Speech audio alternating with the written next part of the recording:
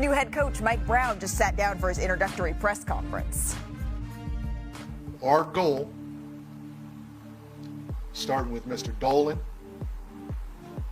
to Leon, to the players, all the way down to the fans, is to build a sustainable winning culture that produces championships. That's why I'm here.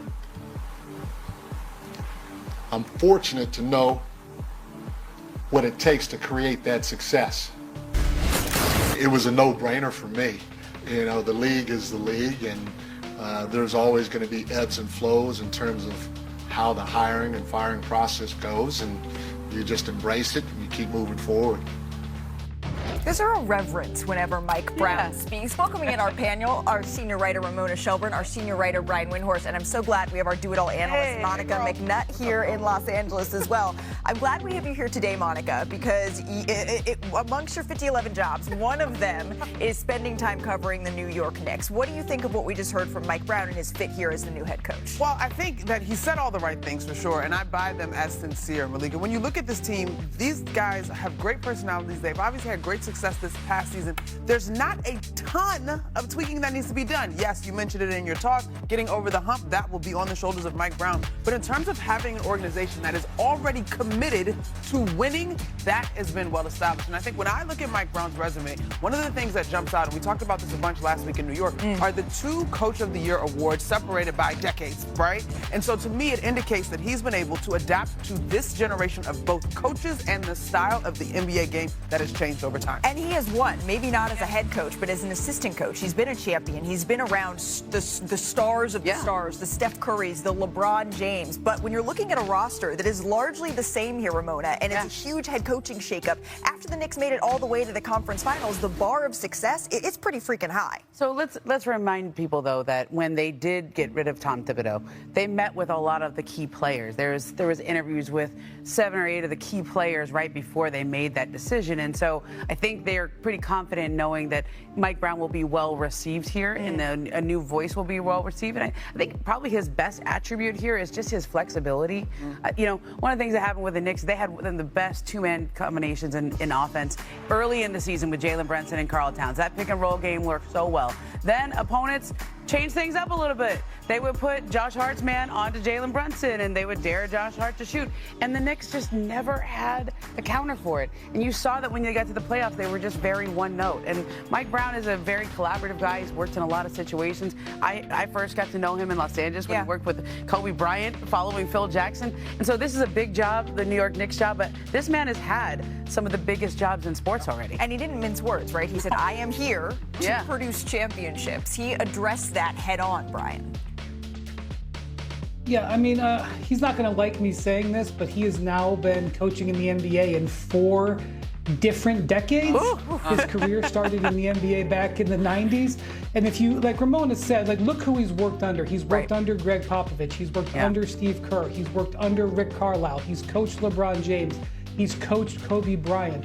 He has seen a lot of things. He's been to the finals, I believe, with 3 different organizations, once as a head coach. He's had a lot of success coaching in the East in a slow-down system. I've watched him coach teams that have won playoff games where they didn't break 80 points. He's coached the fastest-paced offense in the league, which he was with the Kings 2 years ago.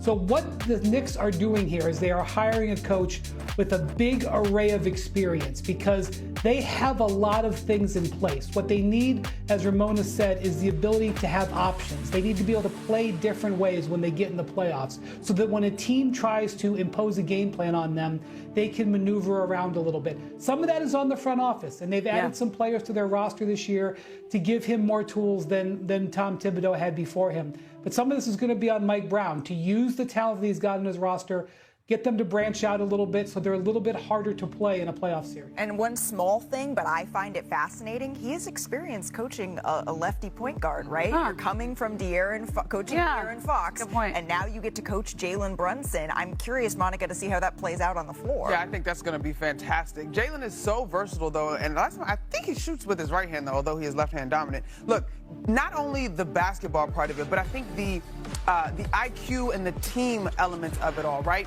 In in terms of being a manager of personalities, that's something that I think is also going to be hugely important to this group. Jalen Brunson, Karl Anthony Towns, those guys are pretty set in who they are. It's the rest of that roster. The creativity extends to me beyond just the basketball of it all, but creating a true sense of buy-in up and down the roster. They do have the best odds to beat the Oklahoma City Thunder, so everyone has high expectations. Wow, they New do. York. My goodness. Everybody has high expectations of the New York Knicks here. Many of us, though, we've been away for the holiday, right? Some barbecue, maybe a little bit of pool time, but All of NBA those. teams, they were still bringing the fireworks, right? Teams have been active here in Los Angeles. Shams reported early yesterday that the Clippers, the Jazz, and the Heat agreed to a trade. It sends Norm Powell to Miami, John Collins to the Clippers, and then Kevin Love, Kyle Anderson, and a 2027 Clippers second-round pick, all to Utah.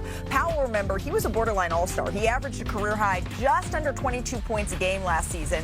And this got some reaction from Kevin Love, who's become the king of social media, by the way. I was waiting for what he was going to be. That's funny. But this is how we weighed in. He said, I never thought I'd be a math problem. Welcome to the NBA. I guess welcome to the NBA indeed, Brian. What's your biggest takeaway when you're looking at this three-team deal?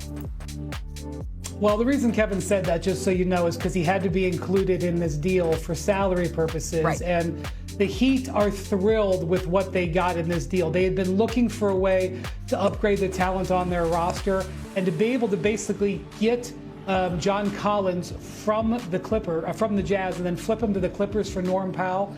That is a big upgrade to their backcourt. Norm Powell is coming off of a career season.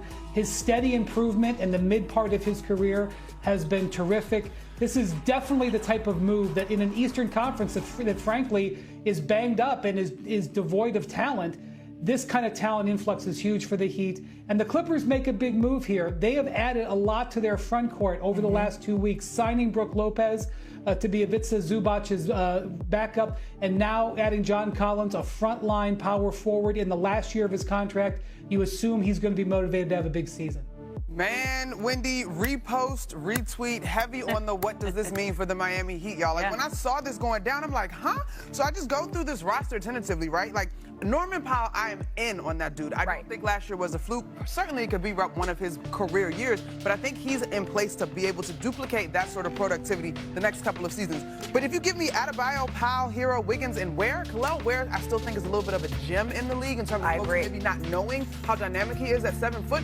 But in the East, that is sort of open outside of the odds that you just mentioned for the New York Knicks. Like, that's not a bad starting lineup. You sprinkle in a little bit of Heat culture, if I may. And I don't know, you kind of got to see what can happen down in South Beach. The backcourt is a little crowded. I'm curious if they're done making moves here. But since we're in Los Angeles and Clippers fans are curious, they desperately needed a power forward. That's something that last season you're kind of looking around and saying, all right, Kawhi cannot be taking on all of these minutes, right? Ramona, are they done? How are they feeling? If the East is wide open, the West is crowded. Well, I don't think a team as smart as the Clippers front office would leave themselves bare in the start.